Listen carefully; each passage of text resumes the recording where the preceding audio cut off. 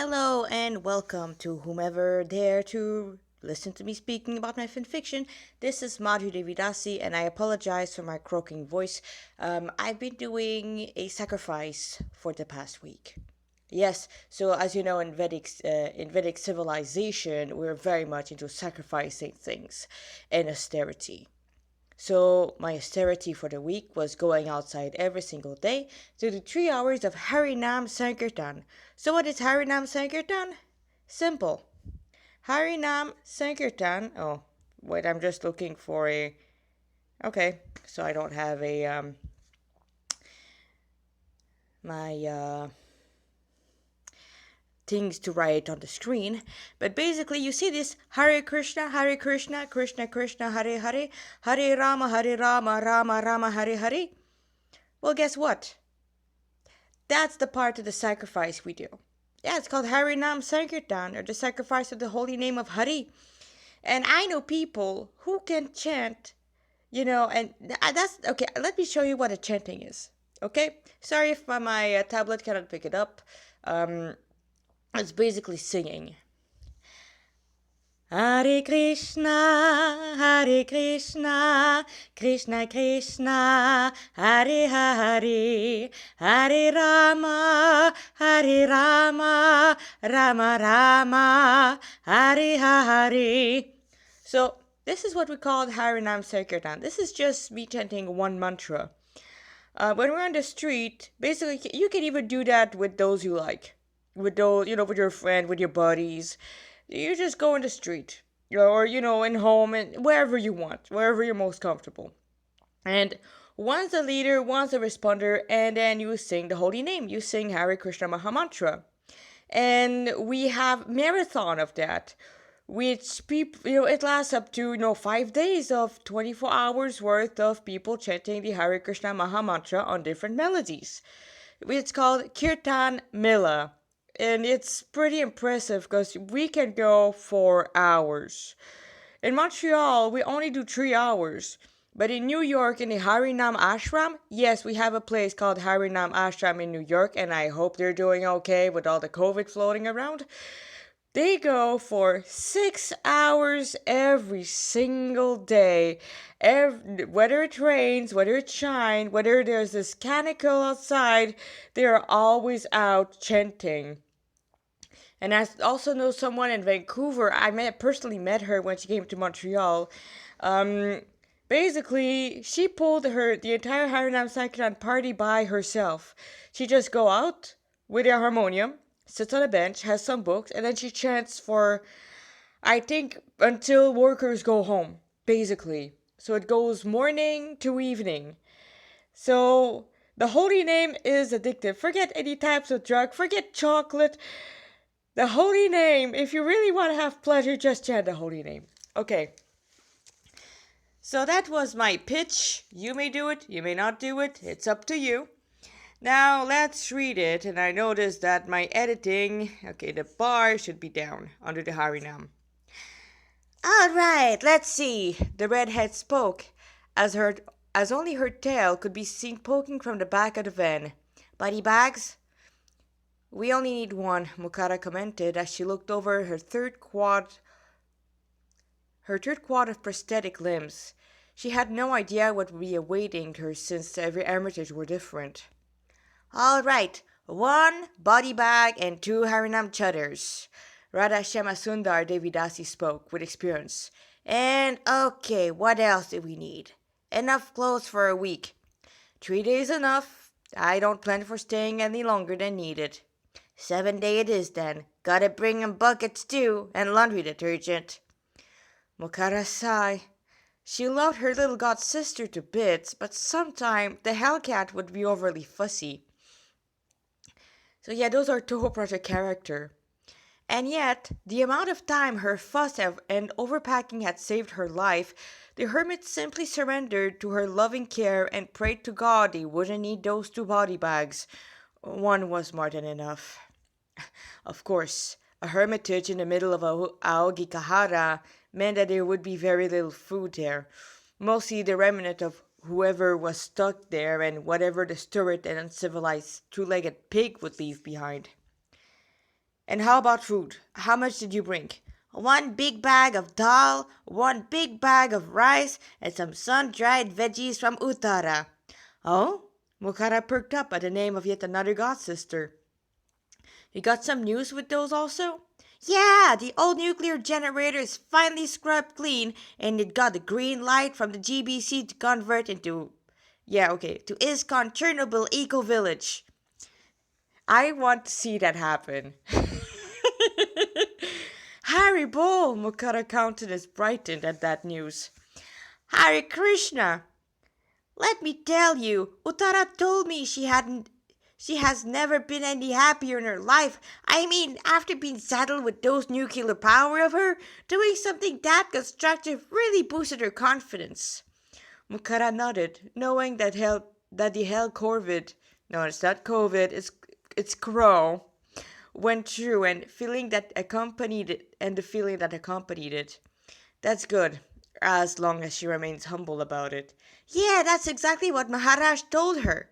Still, it's good to see her walking with her head held high. In a humble way. Sure, in a humble way. Hey, she improved a whole lot, all right. The redhead peeked out of the van again, looking at the desolated world. Wait. What's supposed to be that? Oh God, oh boy. Yes, indeed she did. Mukhara smiled. Yes, indeed she did. Indeed she did. What is happening to her is simply a test. Krishna wants to see how she will handle the fame that will follow her. And we're already famous. Renovating a nuclear power plant ain't gonna change that. Radha paused for a bit before resuming her packing. Her mood now definitely more somber. I've also brought some Maha sandalwood paste, a Maha Prashadam garland from Madhava, Maha water, some Maha Tulsi Patra from Panchatattva's lotus feet, and some Narashimha oil and a conch shell. Okay, so what I'm reading right now, this is legitimately what we give to those who departed. So, Maha sandalwood, basically when we say Maha, it means it's items that were already offered to the deity form of God. So we every single day, part of my service is that I grind sandalwood, and this sandalwood is usually put on tulsi leaves, and those tulsi leaves are put on Krishna's feet. And after every day, we remove those tulsi patra or those tulsi leaves, and those have an incredible amount of spiritual potencies. So when one of one of the member of congregation or anyone, it doesn't even need to be a devotee, it can be a non-devotee, we want to give a fighting chance to everyone, basically. Anyone we know passed away, we go, and if it is before their death, we put there the Tulsi leaf. If it's after their death, they still have the Tulsi leaf. Because Tulsi Devi protects against death. Well, against going to Yamaraj. She's very potent. I know you may not believe it, but that's what we do. So where we were, okay. Mahaprashadam garland, from Madhava. So basically, Radha Shama Sundar went to Mayapur, and there we have the biggest deity of Radha Krishna and their 8 girlfriends. And I've been to Mayapur, and I managed to get one garland of Madhava. It's okay, so I'm 5'2" ish, and the garland almost touched the floor. It is a very big garland, very heavy, and they do it every single day for Radha, Madhava, and the 8 Sakhis around. And they also do for Panchatattva. Panchatattva is it is God and 5 features. So Mahawater, water which was offered, Tulsi leaves that were offered, and also Panchatattva, that's God and 5 features. So if you go look on the Mayapur website, you will see 5 deities of The first one is with the beard is Sri Adwaita. The second one after him is Nityananda, the one in the middle, presiding everyone, looking like he want to give a big hug to the world. That's God himself, as you know, that's the supreme personality of Godhead, Shri Krishna Chaitanya Mahaprabhu. Yeah, he has a long name. After that, okay, so those are the three Prabhu or the teen Prabhu. Yeah, Team Prabhu. They are God, basically. So Advaita Acharya is an actual fusion between Shiva and Vishnu. Oh yeah, we do have our fusion, SMT fans. The official fusion between, uh, the second face of Harihara is Sri Advaita Acharya. He is Shiva and he is also Vishnu, who came down on earth to try to spread the Yuga Dharma of the age. But because it's the fallen age of Kali and nobody wanted to listen to him, even if he was, an Acharya, he went on the bank of the Ganges with his Shalagram Shila. This is another form of the Lord that we worship. It's a stone. Yes, we worship rock. Get over it. No, not any type of rock, special rocks. Maybe I'll be able to explain to you later. So he offered Tulsi, yes, Tulsi again, Tulsi Manjaris, water from the Ganges, and he cried loudly for Krishna to come down again. He can't do it. A few years later, down came Nityananda Prabhu, who is no different than Balaram. He is Balaram. Yeah, Shesha? Well, I know him as Nityananda, or eternally blissful. And he's also part of, Vishnu Tattva. Well, for him, it's more like Balaram Tattva or Nityananda Tattva. And we call him an Avaduta or saintly madman. If you want to know more about him, I would strongly suggest you and invite you to go for and look for this beautiful book called Chaitanya Bhagavat. You will love Nityananda. Because when we say a saintly madman, we don't mean it the Christian way. We mean he has his own identity as Balaram, and this identity, that's the one he has even as Nityananda. And, it goes crazy. It's, if you like awesome, crazy people, them all, you need to know him. Okay, and Sri Chaitanya Mahaprabhu, that's the Adi fusion of God. So, I know that in Shin Megami Tensei, to have Krishna, you need to fuse Lakshmi with Chernabog or Lakshmi with somebody else. Well, that's wrong, because Lakshmi will never even consider another man. She is the chaste wife of Vishnu. Krishna is not a fusion between anyone, because Krishna is the source of everyone. And just like the ocean does not get bigger with all the rivers flowing into it, Krishna does not become more with more impersonalist that goes into his light. Krishna's Krishna. He expands unlimitedly, but that's not because we flow into him. He's just unlimited. That's his nature. So the actual fusion is between okay, so I'm gonna talk between Radha, Sri Krishna's supreme and first potency, and Krishna himself. So God, so the potent and the potency, God and the supreme God and the supreme goddess, the lover and the beloved, they fuse together. They literally become one person. So the Lord God is one, but because he wanted to share a loving relationship, he became two, Radha and Krishna. And Radha and, Radha Krishna, he also became Balaram, that's another expansion of the Lord. And from Balaram came all the cowherd boyfriend, all of Krishna's fathers. Vrindavan is also Balaram, and by extension, all the Vishnu lokas are Balaram. Basically, everything is Balaram. Which is why when you go to the Holy Dham, if you ever please go to the Holy Dham, it won't hurt you. We won't try to. Okay, the only reason why your wallet will be empty, that's because we have some nice stuff and some pretty good food. But Um, so yeah, that's Balaram expanded into everything else, including the Vishnu forms and the living entities. Srimati Radharani expanded into all the gopis, all of Krishna's mothers, and all the cows, and together they expanded as us. We are also expressions of God. We are not, well, we are God by substance. Just like a drop of the ocean will be salty, but the drop of water of the ocean cannot drown you. It'll just stay salty. So, and no, we're not merging. It's just that's how far we bring this simile, guys. No, we're more like a green parrot going into a green tree where we're going to Krishna. Yeah, sure, you cannot see the green parrot in the green tree, but the green parrot did not become the tree. That wouldn't make any sense unless the tree ate the parrot. Okay.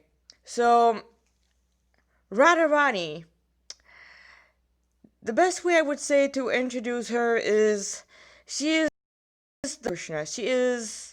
She's love personified. Oh, somebody's coming down.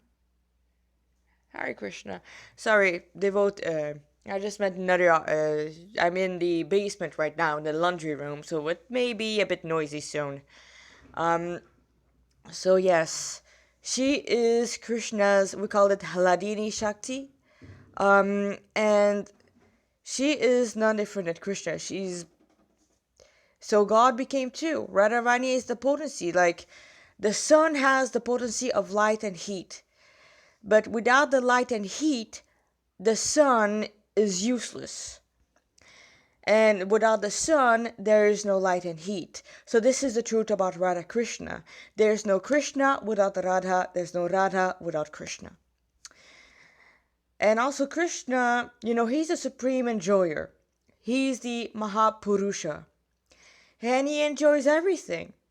The reason why we're in the material world, that's because he wanted to imitate him without him, which is not really real because Krishna, God has to be there, guys. We cannot just put him aside. He will hide himself to give us the illusion he's not there, so that we have the illusion that we are the controller and that God's out of the picture. But the moment you want to see him, well, God will reveal himself to you. But you have to be sincere and it has to be causeless. You can't do it for your own sense gratification. So Radharani served Krishna. She gave Krishna pleasure. But by giving Krishna pleasure, she gains more pleasure than Krishna himself. So Krishna's like, I don't get it. Why does she season me? How come she loves me so much? How come she gets more pleasure? That's not fair. So Krishna stole Radharani's heart. And Radharani, knowing what would happen to him, covered his body with her own complexion. So what the result is, Sri Krishna Chaitanya Mahaprabhu, or Gauranga. Gauranga, as his name is implied, is completely golden. We're talking when he rolls on the ground after an ecstatic kirtan, he's described as looking like a golden mountain rolling on the ground. And if you want to know more about Gauranga, we have so many scriptures. The main one, well, there's the Chaitanya Bhagavat, and there's the Chaitanya Charitamrita, which we do have available on BBT. That's just if you're interested. If you don't want to get it, you don't want to buy it, you don't buy it. No, I don't get money from that. I just really want you to know about him. Because, you know about Gauranga, and that happened 500 years ago. Gauranga was on Earth 500 years ago. So, yeah, that's the one in the middle of Panchatattva, and it's kind of getting pretty long. Anyway, so there, that's in the middle, and at the side, that's on his left, that's Gadadhar Pandit. Gadadhar Pandit, that's Radharani. So yeah, we have the fusion of Radha Krishna and Radharani right beside Gauranga as a male entity by the name of Gadadhar Pandit, and his mood is of servitorship. He will serve Gauranga Mahaprabhu as a lowly menial servant because he loved the Lord so much. If you want to know more about him, please read Chaitanya Bhagavat. I cannot make him justice with whatever words I have. And the very last one of Panchatattva, this is Narada Muni in a form that we called Srivas Pandit. Srivas Pandit, so yeah, that's Narada Muni. And as he's also the great preacher, and Narada is Jiva Tattva. So we have three Vishnu Tattvas, or three Vishnus, which include the Supreme One, Bhagavan Shri Krishna, with his supreme potency. And then we have the Shakti Tattva, which is Gadadhar Pandit. And then there's us, our representative, Srivas Pandit. And Srivas Pandit, at every night, for 1 year, he would host the biggest party ever, called the Harinam Sankirtan Party of Gaura Nitai. Gaura is Gauranga, Nitai is Nityananda. They would host a party in his home every single night, and they would chant and they would dance without stopping for hours on end, with Gauranga raising his golden arms up high. And his house is still there. They found the location of his house, and there's actually a temple there. As with there's the house of Advaita Acharya, where everybody was living nearby in Nadia. Okay, so that was Panchatattva. I hope I've explained to you well enough. Okay. And Narashima oil? Well, in Mayapur, again, we have a deity of the half-lion, half-man form of Lord Sri Krishna. He is the great protector. He is, kids love him, and he actually saved this young girl in South Africa. Yeah, she almost got hit by a truck, and, she didn't thought about that. She thought about Narasimhadev, and then she seemingly flew 20 feet away and laid unconscious on the ground. And it really looked like she got hit by a car, but no, she was not hit by a car. She was not hit by the van, by the speeding van, no. As she revealed later, when she came back to consciousness in the hospital, actually Narasimhadev jumped in front of the van, grabbed her, and dropped her 20 feet away. And the proof of that is that she showed that on her waist that there was a scratch there, and that was the only wound she had. And that scratch, they're in Africa. They know how lion claw mark look like, and it was the same thing as a clawed lion, and there was no lion on the scene. The police was right behind the guy who was speeding in his truck. So the police can say no, there was no lion, it's not supposed to be there. So yes, God did save this young girl. I am 100%. It's 100% true, but it's up to you if you want to believe or not. I'm just telling the fact as they are. Okay, and yeah, there's one time in which we bathed the Lord Narasimhadev, in oil. Sometimes it's clove oil, sometimes it's orange oil. This natural oils made with natural stuff. And after that, they bottle the Maha oil, or the secret oil, and then devotees carry it on them, and they roll on their wrists, roll on their hands of other people, and it smells nice and it gives protection. And yes, we also do give it to those who are about to pass away or did pass away. That was a pretty long one, but this is basically a Vaishnav. Okay, I'm sorry about the noise. That's the washing machine that started. But when somebody passed away, we literally cover their body with sacred paraphernalia, which the Lord has already used, like garlands, flowers, everything. Because we want them to get as much blessings as possible. Well, that was kind of a big sidestep. Oh, and the conch shell? Ghosts cannot stand conch shells. You blow in a conch shell, ghosts are gone. And yes, we do have our Ghostbuster moment. In Montreal, we had one small room, which is confirmed by practicing devotees that yes, there was a ghost inside. And how do you know there's a ghost? Sleep paralysis. And you feel that there's somebody sitting on you or choking you. You don't need to see them, they see you, and that's all they need. So yeah, they don't like conch shells, they don't like holy water from the Lord's lotus feet, and they don't like Harinam Sankirtan. So if you think you're haunted, just chant Hare Krishna. I'm really serious about this. Okay. So Mukara now is saying, are we really going to bring all of this? Well, yeah. Your son's probably committed enough sin to warrant the big guns.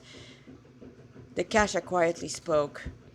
Mukara rolled her eyes as she, for the millionth time today, said a heartfelt prayer to the Lord to be merciful to her departed son. And I thought he stopped being my son the moment he died.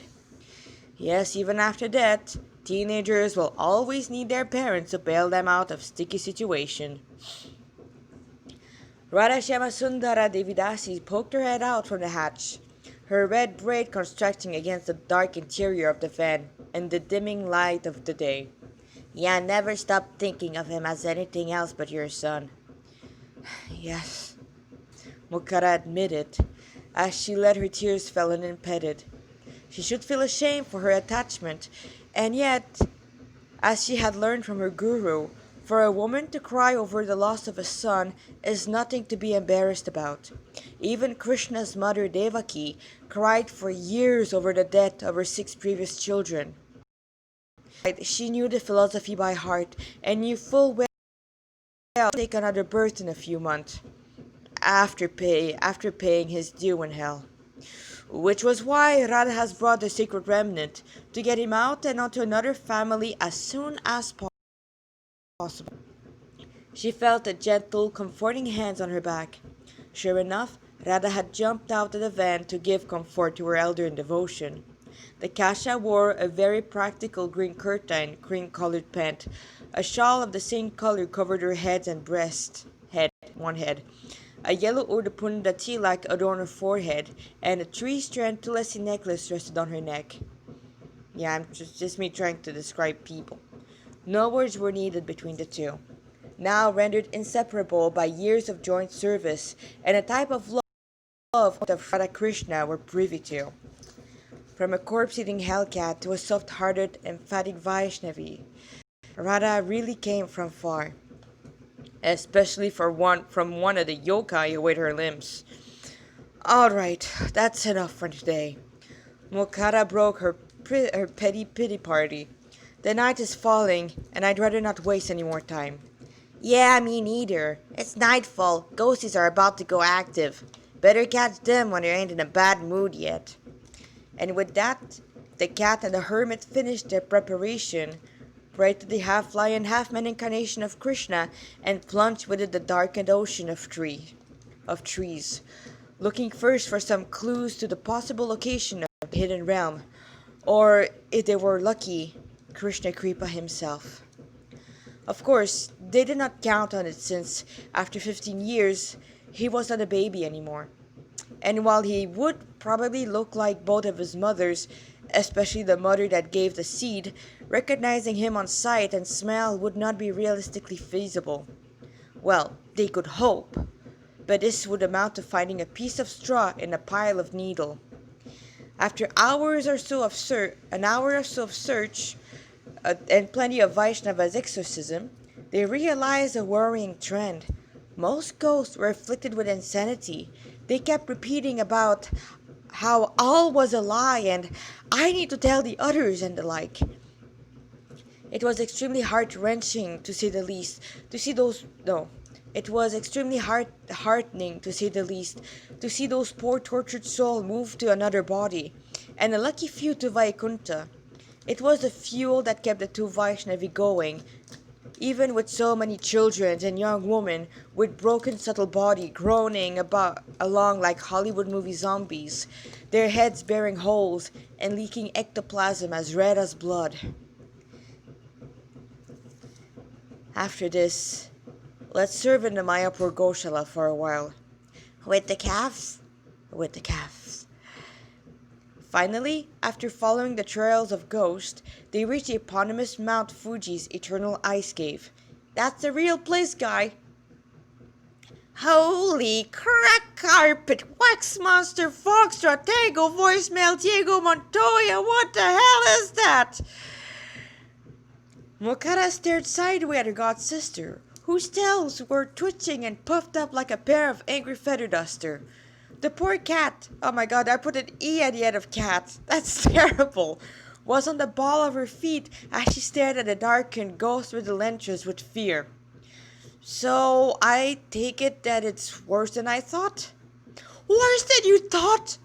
Radha looked at the hermit as if she had managed to grow a second head. Worse than you? Girl, this is like 12 times worse than the old crack between Gensokyo and Makai. The amount of miasma leaking through it it's freaking astronomical. That was before the astronomical meme. That's pretty funny. That's Krishna right there who did that. Mukha had a very shaky breath. This was not the first hermitage she had raided, but she had never seen nor felt such amount of polluted ether in her short stint as a huntress of her own kind. Oh, Shishu, what have you gotten into? She wondered as both her and her god-sister walked into the legendary frozen cave. Wait, I need a bit of a sore throat lozenge. Okay. What the hell have I gotten myself into? Nanashi asked as he stared at their clients. A certain Nozomi revealed herself to be a fairy by the name of Napaya. It had all started when Azahi, intoxicated with her brand new title of professional hunter, had picked up a challenge quest for them to do, and thankfully, she had been wise enough not to pick the highest one, even if her dearest brother had the distinct feeling he would be able to pull through the toughest one with Krishna's help, even if the Lord did not really do much, so far at least. But as the excitable 15-year-old girl had once again but to yet another adventure, she forgot something fundamental, vital even. She had forgotten to check if her brother had finished his heavily watered down fertilizer. The answer was, unfortunately, no.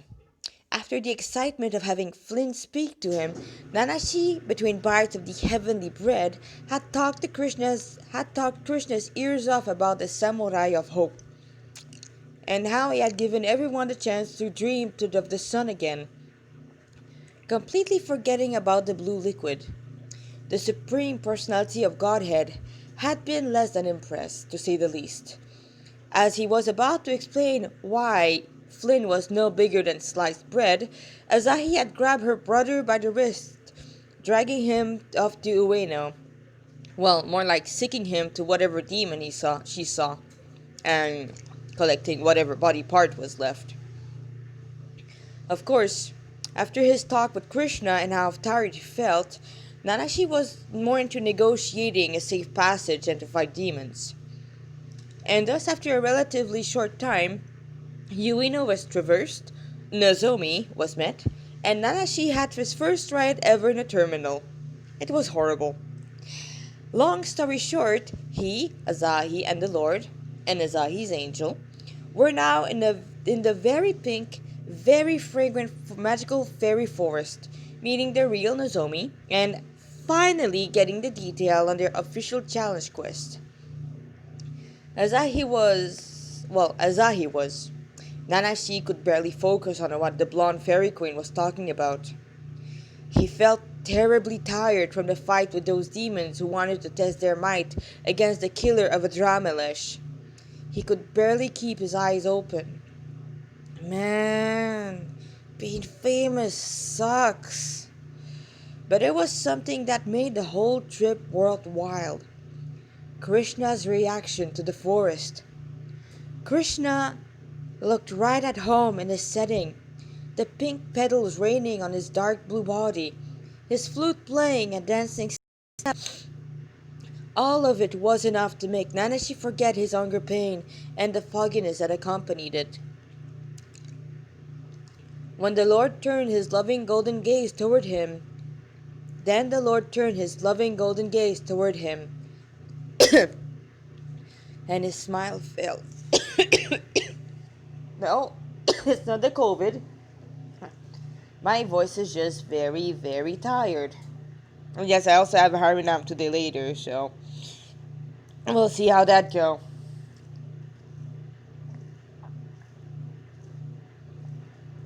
Oh boy. Then the Lord turned his loving golden gaze toward him, and his smile fell. No, Krishna, why are you sad? He scowled as he tried to prevent his brain from shutting with little to no success. Wait. Oh, shit. Not again. Kripa? Kripa? Krishna was right beside him. He could smell his fragrance, feel his soft hands. He sounded worried. Why? He felt something to his lips. It was gritty, like a stone, and tasted like earth. His lips touched something wet. The smell was spicy, fresh, and sulfury. I'm just gonna pause right there. I feel there's a bit too much noise now. Okay, and we're back. Now it's up to the rinsing cycle in our laundry machines. Yeah. Okay, so he felt something to his lips. It was gritty, like a stone, and tasted like earth. His lips touched something wet. The smell was spicy, fresh, and heartbreakingly familiar. Kripa, please drink. And he did. It was sour, salty, savory, and with a sweetness he could not describe. He could taste some spice he knew from a long time ago, a taste he could recognize but not name. Eventually, the beverage had its effect, and Nanashi's lethargy slowly ebbed until he could finally sit straight and hold the container by himself, half chugging, half savoring the content until he could drink no more. Kripa, are you feeling better? That was Krishna. He was supporting Nanashi up with a great care. It was clear he was still concerned about him. Yeah, a load better, he admitted, still leaning against the Lord. What is it? He asked as he peered inside the terracotta pot. The content was pure white with specks of yellow and green. It's called chas or spiced buttermilk, the Lord answered. Kripa, what happened? Krishna asked with deep concern creasing his spotless forehead. We would like to know too. We would like to know too. He heard a woman, and sure enough, there was the blonde, bodacious... Wait, who are you? Nanashi asked. It was the client, but with the momentary faint, he had forgotten her name. She gave a wan smile. My name is Nozomi, the new fairy queen. Oh yeah, all glory to his cleared mind. I'm Aegis, but you can also call me Nanashi if you'd like. Aegis, huh? I like it. Nozomi smiled. Yes, I know that Nozomi's voice actress is Aegis. So, to those who know who Nanashi is in his previous life, yes, that's pretty funny right now. Kripa? Krishna brought back his servant's attention to him. Right. I didn't eat for over a month. He shamefully admitted. Not that he didn't like eating. He just preferred not to puke every time demon meat was on his plate. Nozomi's eyes grew wide behind her green safety glasses. Wait. You didn't... Why the hell did your guild master let you go on a quest? Spoke the indignant queen. I swear, men are so insensitive. Hey, that's not at fault, Azahi protested. Who's at fault then, Santa Claus? As they were arguing, Krishna turned to his recovering servants. Kripa, you ate but a piece of bread, and I did saw you drink this tinted liquid. It was not enough, was it? No, Nanashi sheepishly admitted. So why did you not ask for a second? You could have asked for another meal. I would have happily provided, Krishna scolded. Yeah, I know, but I didn't want to bother you. My dear Kripa, never bothered by any request of my surrendered soul, even those who are surrendered by chance only, Krishna explained. Nanashi remained silent.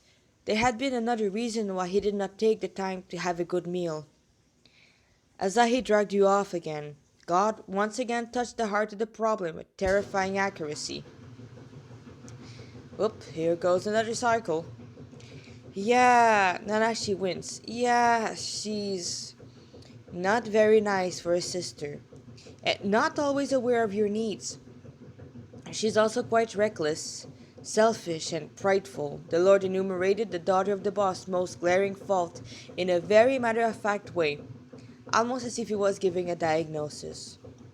Usually, Nanashi would vehemently protect his sister's honor, but what can one do when God himself speaks? She's still pretty kind, and she wants to help and protect Tokyo.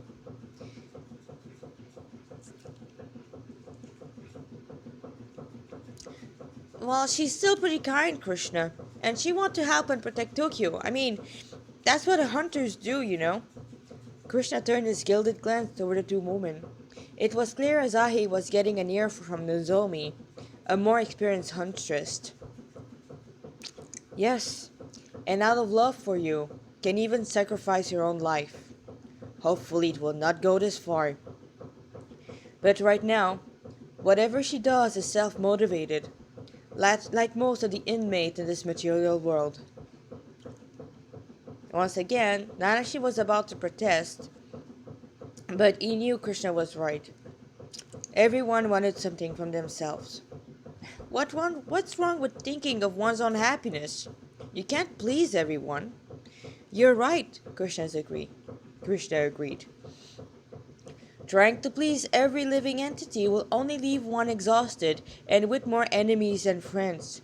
But one should not be selfish and serve one's own senses. So, what should we do? Serve no one? Nanashi half teased. He already knew the answer, but he wanted to hear it from Krishna. My dear Kripa, if it is the soul's very nature to serve, he began. Serve the body, parents, lovers, country. And yet, as you may have realized, to serve the mundane masters will only lead to broken promises and constant dissatisfaction. It is the same as watering every leaf of a tree. In the end, it will die of thirst, and the gardener will be exhausted for nothing. We have to serve you, right? Nanashi looked up to Krishna. This was something he had quickly realized. Otherwise, everything else is just a waste of time. Krishna returned the smile, putting a hand on Nanashi's shoulder, soothing the unfading ache. Yes, to serve me alone is as good as serving everyone, for I am the source of everything. Like watering the root of a tree. Nanashi remembered hearing this quote from... Oh, god damn it. Hey! Krishna yelped indignantly. Don't curse in my name. Sorry. Great. Now he had to get a new way to express dismay. He gazed at his sister. Azahi's shoulder lowered and her eyes were red. And she's in a foul mood again. And knowing his adopted sister, the two lapsed into silence, just taking in the atmosphere and the joy in each other's company. The centennial sakura tree, showering a cascade of golden pink petals upon the Lord and his dear servant. Nanashi still felt tired, but he could feel his energy level rising steadily with Krishna so close to him.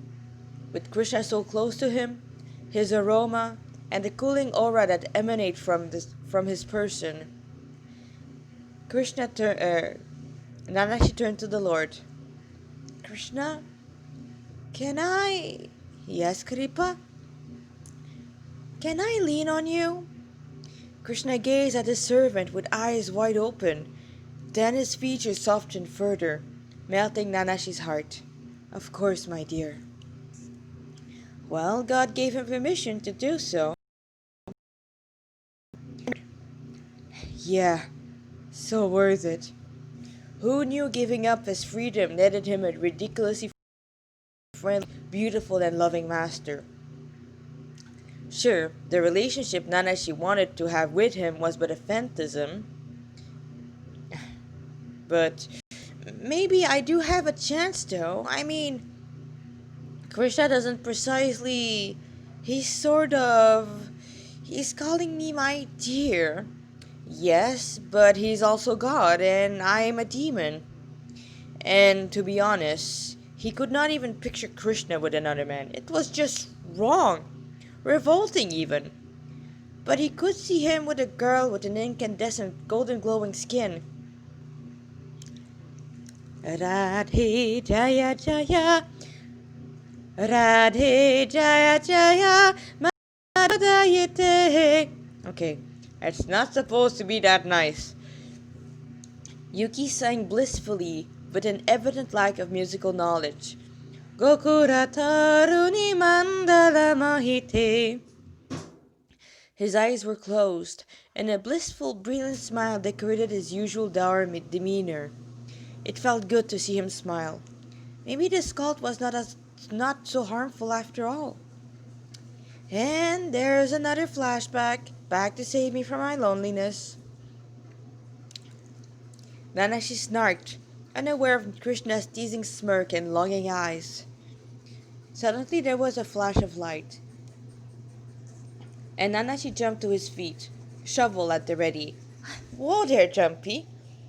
The fairy queen lazily drawled out. Relax, it's just a camera flash. And indeed, she held an old camera in her hands. Taking pictures a hobby of mine. Wait, that's a bit too loud now. Sorry about that, guys. And we are back. The laundry cycle is finally done, so it's more or less quiet. Taking pictures a hobby of mine, Nozomi explained as she approached the boy and the Lord.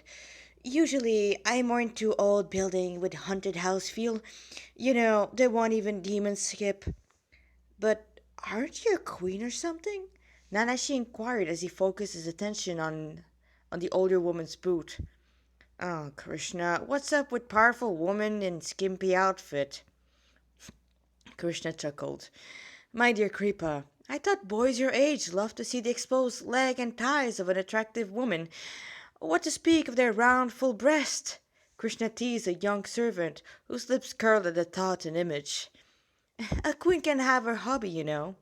Nozomi interrupted their secret exchange. And you look just so cute with your boyfriend. Two choice. I deny it and dig myself deeper. Or I stay quiet and dig myself deeper. Instead, Nanashi looked away, knowing that to validate it would be even worse. He didn't want to entertain any type of false hope. Nozomi turned to God, her 100-watt smile not diminishing a bit. And how about you, sweetheart? What's your name? I can't keep calling you pretty boy all the time now, can I? Thing is, pretty boy is one of Krishna's name. Yes, Krishna's name literally is Bishonen or Sundar or Shyama Sundar. So yeah, there you go. Krishna is the supreme Bishonen.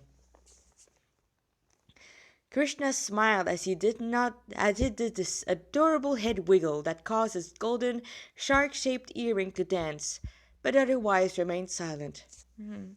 Not much of a talker, are you?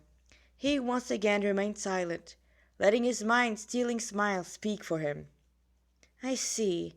She then turned to Nanashi. So, does your boyfriend have a name? Great. Well, he could still dream. His name is Hari, and he's it's complicated. Anyway, Nozomi dismissed this conversation with a little smirk, indicating she took a bit too much pleasure at seeing a very flustered Nanashi. I know you just fainted, but Napea was right about me needing some help. Right, this was mentioned in the challenge quest Asahi had chosen. Something about a fight needing to be stopped.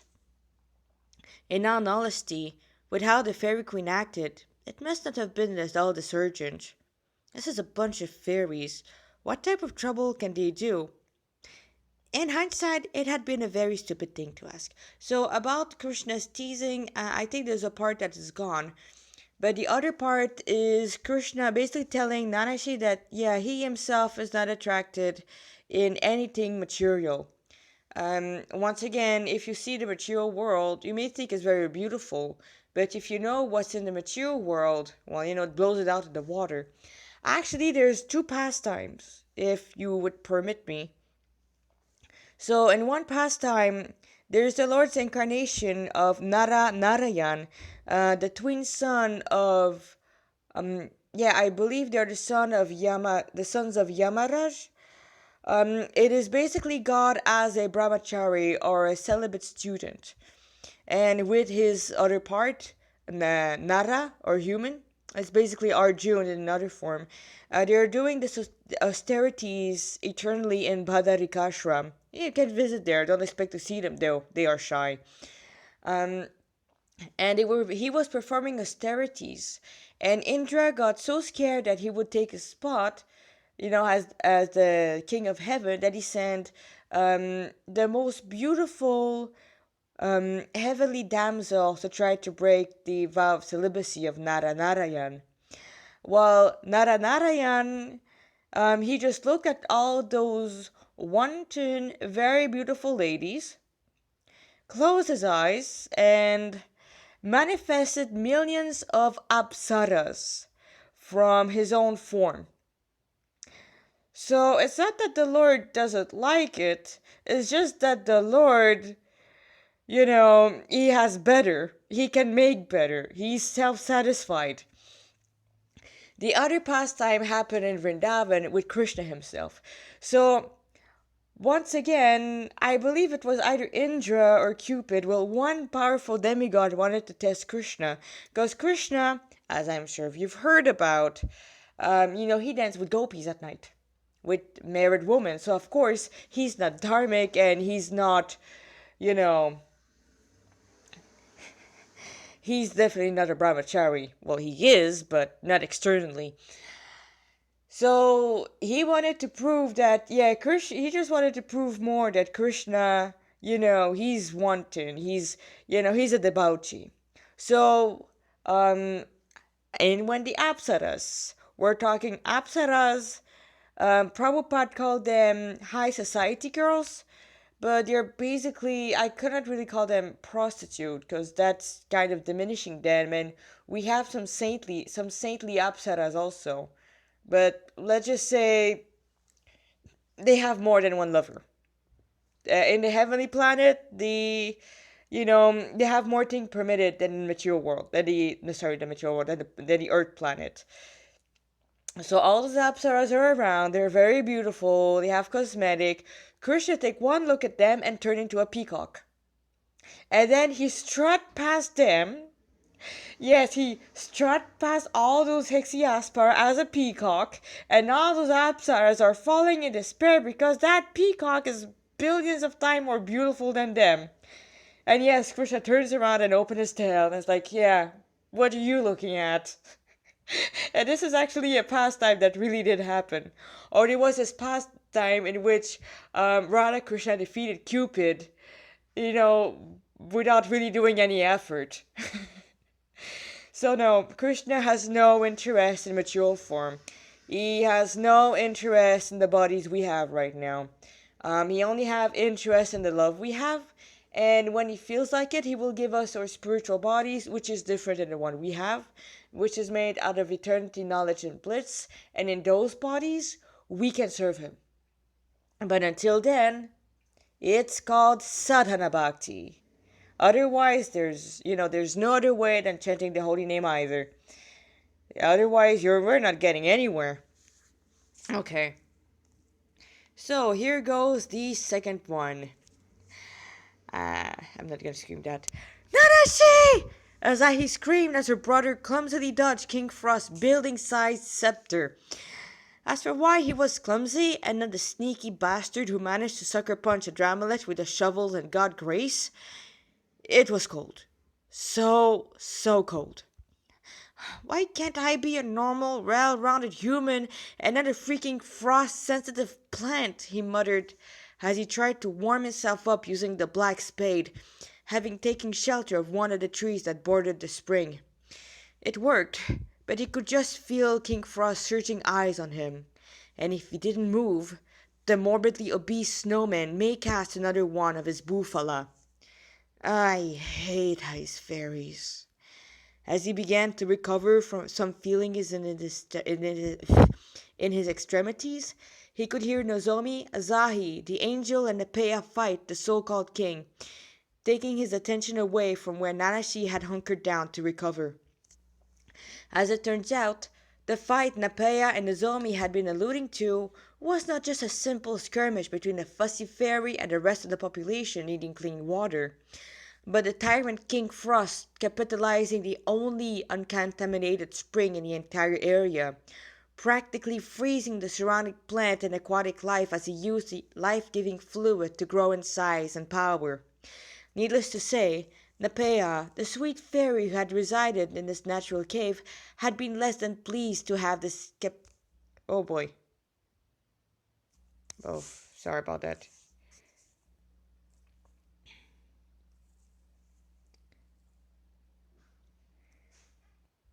Um, to have this capitalizing snowman destroy her home. The cute little fairy was now gleefully casting Agi on the capitalistic snowman, wounding him severely. Hee how! Hey, that hurt! King Frost yelped as he rubbed his melted chest. How dare you hitting me, King Frost! The indignant king smile did not remain a frown for long as he began smirking wickedly. All right, it's time for your capital punishment, King Boo. Nanashi, stop him! Krishna, who was nowhere to be seen but heard everywhere, warned. Nanashi leaped out of the hiding place, selecting the coral cabochon, shot a bolt of fire at the oversized snowman. The fire shot dug deep in his shoulder, causing it to melt and filling the overflowing lake with more water and the scream of King Frost. Nanashi smirked wickedly. Sure, he may have done more negotiation and killing since his conversation with Krishna, but hitting the big frigid bastard felt so good. And then this good feeling faded as King Frost turned his half-melted head toward the overconfident hunter. Kripa, move! The Lord all but screamed as the tyrant raised his fist. But Kripa did not move. Instead, he took an aim a second time. Why, he can't reach where I am, his treacherous mind told him. The king then hit the muddy bank and threw the resulting frozen sludge at the sitting duck with the shovel, sending his way a frigid tsunami of mud, clay, stone, branches, and quite a few chunks of ice faster than Nanashi could outrun. That's why. Probably not for the first time, Nanashi felt extremely stupid. Note to self, never ignore God, ever. Those were his last thoughts before being swept away by the muddy wave of pain and agony. He did not hear his sister scream as he tried to dig his shovel into anything to stop his disorienting thrashing. But it seems even the ground itself has gone, and no convenient branches or tree came his way. His skin burned. Everything hurt. Oh, Krishna, can I please not die again today? Suddenly he hit the side of the meadow he was in. It was painful, but at least he had something to hold on. The mud, water, and whatever debris were there flowed by him, somehow or other only scratching Nanashi. The whole thing had lasted but a moment, but for Nanashi it was like an eternity. Finally, the frigid wave was gone, and the boy in the light shirt could open his eyes without having a shovel of sand thrown in it. As he opened them, his heart stopped, and it was not because King Frost was getting out of the spring with a chilling smile promising death and doom. The reason no stone, branches, and small iceberg maimed him was Krishna himself, the Lord of the countless universes, the Supreme Lord stood in front of his expendable servant, holding a large branch that would have killed Nanashi if not for his timely intervention. Krishna had shielded him. The Supreme Personality of Godhead, the Supreme Lord, God Himself, had shielded him. An insignificant servant, a soul that had turned his back to him, a demon. But before Nanashi could ask him why, the half-melted abomination lunged again. King Bufala! Oh my god, sorry. King Bufala! He screamed with a distorted voice, the deadly wind ripping through the meadow and toward Nanashi. And Krishna, sweet, delicate Krishna, was in the way. Something awoke in Nanashi, a power beyond anything he had faced, a power that could destroy mountains, burn down cities, and face the greatest of demons with only a hand bangle for a weapon. Pure, unbridled, righteous anger fueled by the fear for one's beloved's health.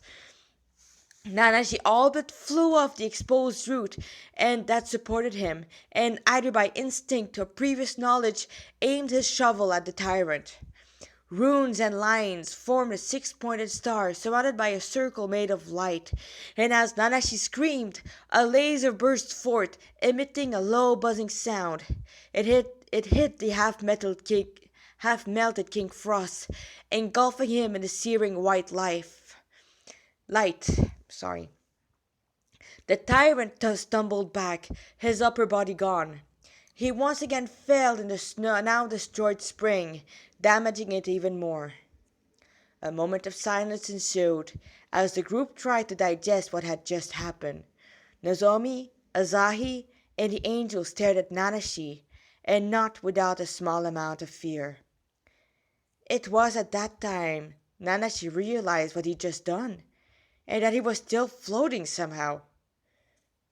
But this surprising development was not enough to extinguish the rage that burned inside.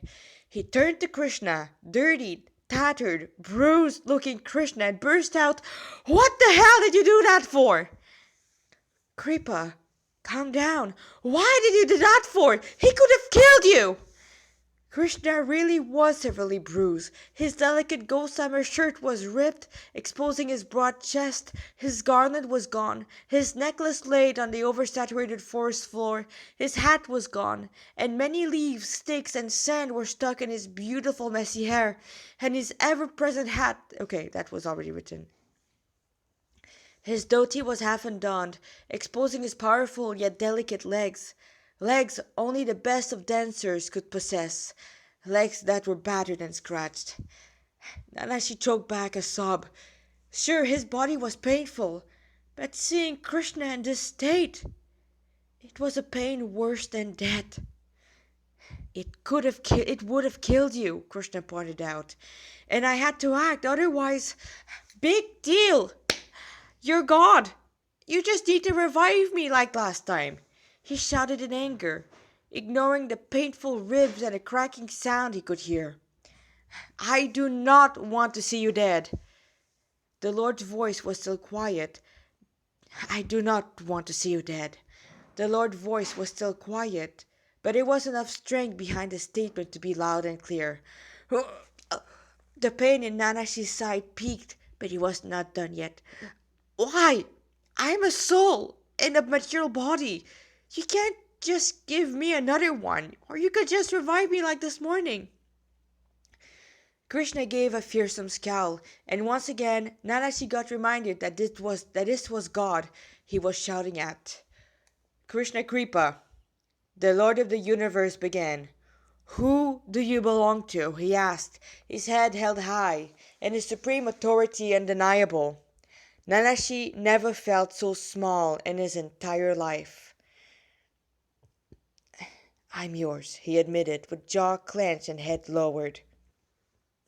It had never clicked until now that he was the property of God. God could do whatever he pleased with him, and Nanashi had no say in it. Yes, Krishna agreed. You are mine for all eternity. What have I gotten myself into? Nanashi wondered as he now realized the repercussion of his choice. He had no idea why Krishna, God himself, chose to revive him. He didn't really believe that him missing his sorry ass was all that there was. Nanashi had read enough manga and heard horror stories from the Hunters Association to know that a powerful entity would not revive a complete nobody for no reason, and that they usually did not give an easy escape clause, and if they did, well, it would come back to bite you in the ass sooner or later. Well, no use crying over it. I'm Krishna's puppet. My opinion's not even a blip on the radar. Not that his opinion ever mattered anyway. Your body, your mind, your intelligence, and your very self are all mine. And you, do you really think I would not mind if your body were to be destroyed? Krishna's voice hissed as diamond-like tears decorated the corner of his loving eyes. No, I will not let you go through another birth, not if I can help it. And then the Lord did something that would all change Nanashi's view of him. Krishna's engulfed him in his all-encompassing embrace, all but crushing Nanashi's to his broad, fragrant chest. Don't you ever do something like that ever again, Krishna whispered harshly, shaking from Krishna? Are you scared? Nanashi asked, the whole concept alien to the servant of God. The Lord remained quiet as he firmly held Nanashi to his heart, his tears soaking him. It was then that the teen realized that yes, the Lord had been scared for his sake. Why, you're God. You can't control everything. You know everything. He wondered from within his heart. But before the Lord of the universe could form a sentence, a gunshot resonated in the desolated spring, and the two broke their embrace, once again ready to fight whatever threat came their way. Once out of Krishna's arms, Nanashi wanted to be back in, and yet his male ego prevented him from dwelling on his heart desire too long, for something was happening at the edge of the ruined spring. It seems Queen Nozomi may have found the source of her misery, Krishna commented as he gazed at the scene, taking Nanashi's hand in his firm grip, unwilling to let his servant go. Krishna, you can let me go, you know.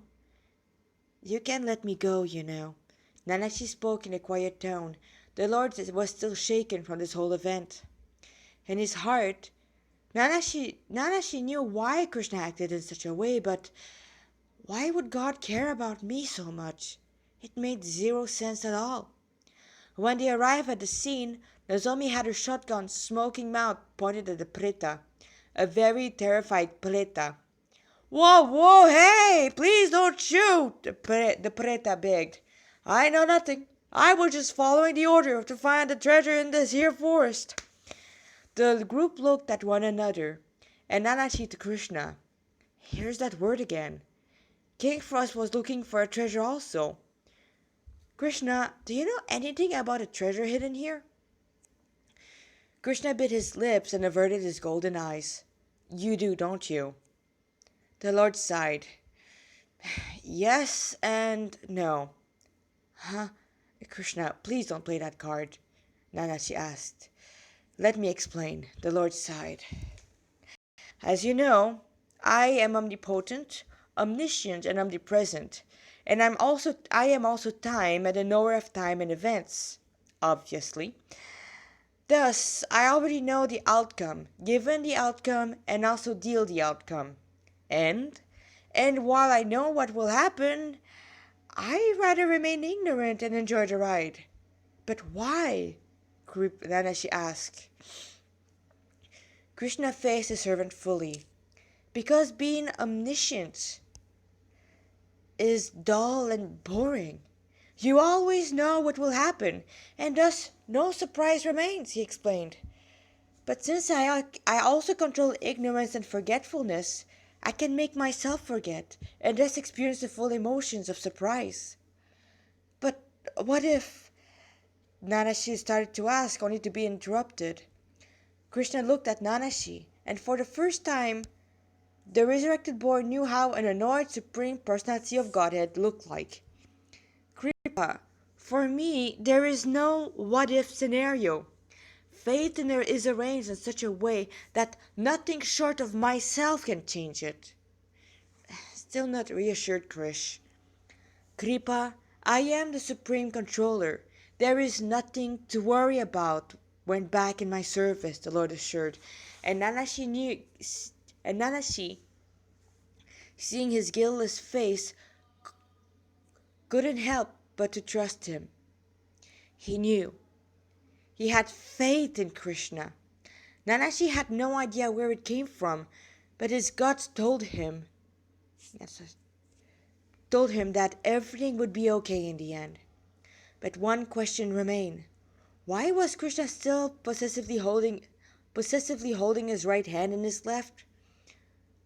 Could Nanashi even dare imagine it? That Krishna, that the Supreme Personality of Godhead, really cared about him? Loved him even?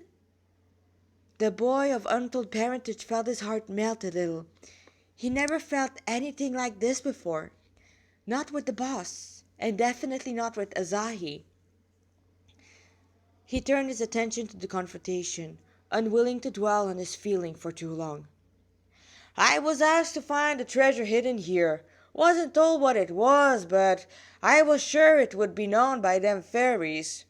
The plan was to fool some fairies into finding it for me, but now that's a bust. He scratched the back of his head. Who sent you? The queen demanded, her voice holding the force of authority as she maintained her gun on the imp, her finger on the trigger. Dang, she's so hardcore. Indeed.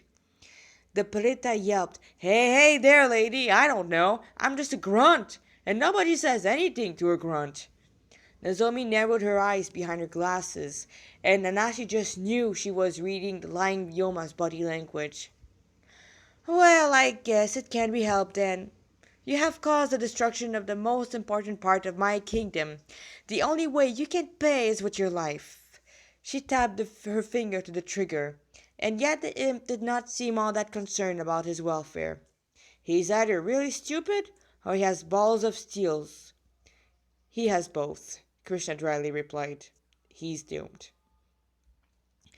The fairy queen cocked her head and lowered her aim between the Preta's leg.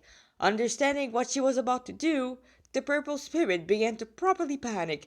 Ah! I'll speak! Oh, help, please don't shoot me here! He all but sobbed. It was this creepy god from the Polytheist said last night. He's the one who told me to clean out the treasure here. I swear that's all I know! The stem screamed in fear, fought tailing out of there as fast as his bowed leg would let him. But before he could disappear in the forest, Napaya all but body slammed the Preta to the ground, lifted him up by the cuff of his neck, and brought him back to Queen Nozomi. The queen in red grabbed the Preta's fist in her iron grip. All right, Graveface, I have a message for the Alliance, she hissed, and now she could not help but move closer to his Krishna. Mess with my forest against you, creep, and I will make them see why one should not piss off Nozomi, the fairy queen. She squeezed the Preta's face. Is that clear, pretty orchid? The purple spirit's only answer was a whimper, and a very good attempt at a very panicked set of nods. Hare Krishna. Sorry, another devotee came in. It's laundry day today. I really took the right time to record this, guys. Good. Now get your purpurous out of here before I change my mind and make it red.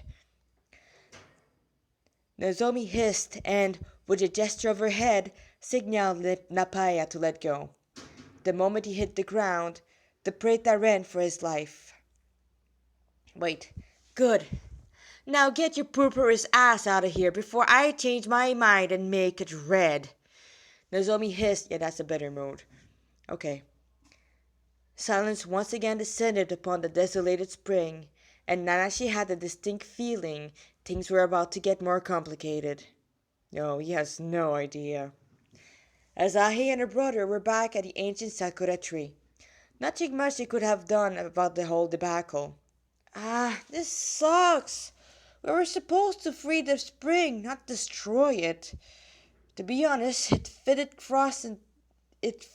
King Frost's entire mentality. He looked like a if I can have you sort of demon. But this is not what had soured Nana Asahi's mood. It was Nanashi's persona. Okay, my voice is a bit too croaky again. I apologize about that.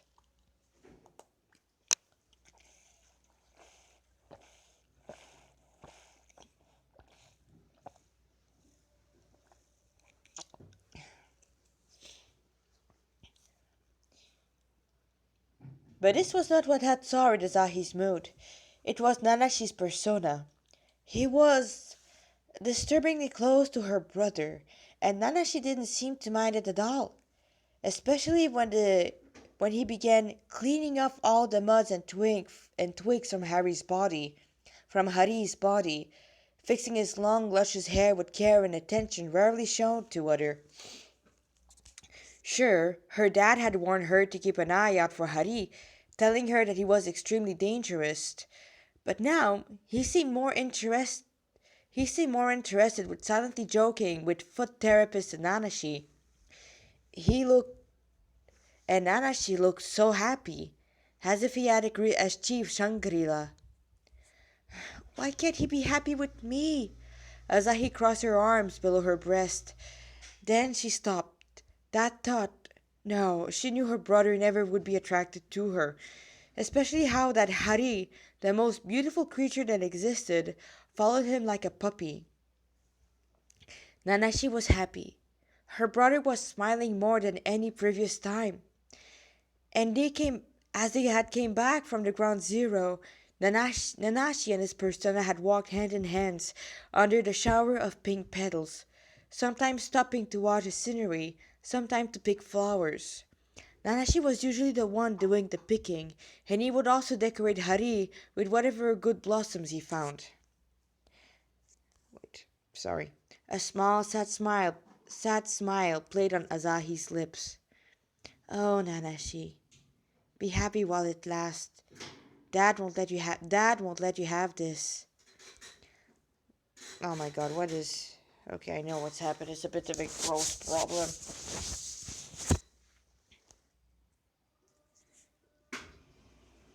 And there's another laundry cycle starting. Don't worry, guys, we're almost... Oh, come on, don't do that to me. Yeah, I'm reading on a tablet, so you know. Suddenly, the hair on the back of her neck stood on end. She whirled around just in time to see a figure shrouded in shadows retreating in the foggy depth of the pink thicket. Before it disappeared completely, the creature gave her a "come hither" gesture. Is that what it wanted me to follow him, isn't he? As if attracted by a spell, Asahi left the main area and tailed the shadow, eager for a new thrill. She knew she was safe. Nanashi had scary good ears, and she had her angels with her. And the ex-wing pest was pretty strong too, as long as she did not get distracted by Nanashi's persona. Entering deeper in the pink forest, she came within a clearing in which everything had wilted and an oppressive atmosphere reigned. Everything was quiet, and a deep melancholy seemed to pervade the very air. In the middle, standing like the manifestation of everything edgy, was a tall skeleton. He wore a fluttering cape, a leather armor equipped with silver claw, and a bloody red mane. So, he rumbled, his voice deep and foreboding, ye follow. Ye followed. You, who are you? What do you want of me? Azahi felt a bit stupid now. It was not just a fairy that stood in front of her, but what could only be a god of the underworld. He ran his neon green eyes on the young girl, like one gazed at the latest weapon. My name's Dagda, god of knowledge and ability. And you're Azahi, isn't it? Grief factor, high enough, she nodded warily, her leg paralyzed by fear. Dagda crept forward, his cape fluttering in a non-existent wind.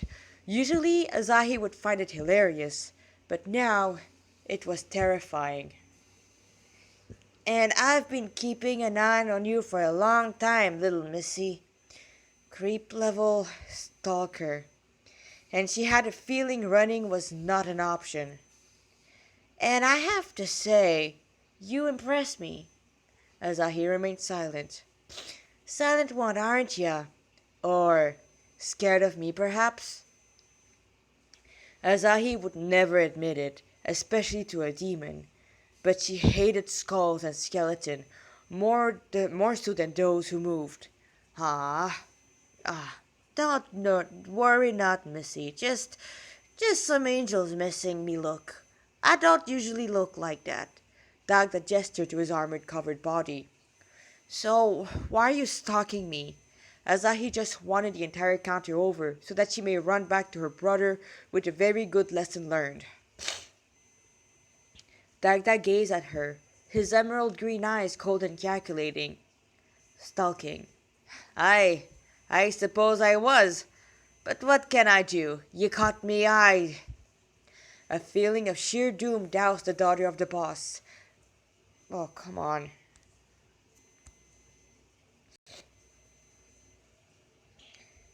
A feeling of sheer doom doused the daughter of the boss. Azahi knew she was pretty, and she knew she was on the cusp of being legal. Well, at least he waited that long, she internally snarked as she reached for her phone. Listen, missy, I'm not this type of god. I ain't got desire for someone who could be my granddaughter. Then, Dagda interrupted Azahi. Your brother, the one who killed the drama ledge and pierced the hole in the firmament. That's who I got me eye on. Wait. Nanashi did what now? She still remembered the sound of Nanashi's shovel as it gutted the demoniac general, but piercing the firmament? She still remembered. Okay, that's a pretty bad thing. She remembered this one famous pop quiz Nikari had once given them. She had learned from him that a firmament was bedrock, not granite, and that it was 20 kilometers thick. As an answer, Dagda pointed a small spot of light on the celestial vault. Holy crap! At that moment, Azahi realized just how powerful her brother was. Yes, the kids ain't human. Humans just aren't made to generate this much ether, nor can they survive with so much circulating in their body. It would burn them alive. And if you weren't there, Dagda, who was now standing right beside the young girl, turned to her, his exposed mandible somehow twisting into a parody of a smile. Well, he wouldn't have anyone to control him. She felt trapped. She knew her brother would not be able to reach her in time. But I ain't here to scare you with using your brother to destroy everything.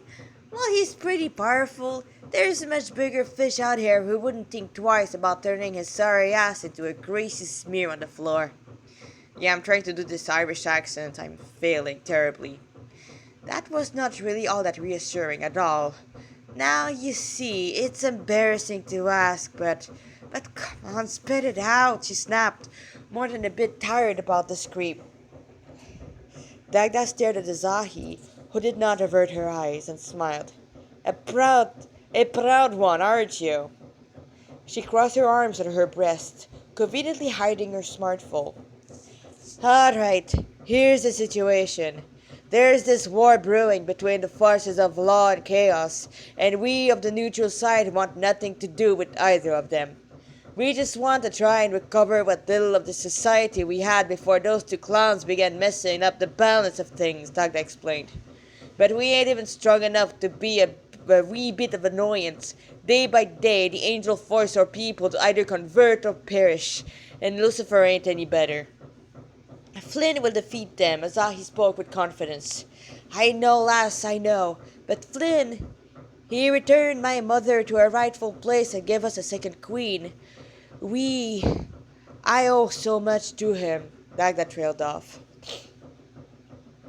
Oh! So you want Nanashi to assist Flynn, isn't it? Azahi concluded. Sorry. Oh, come on.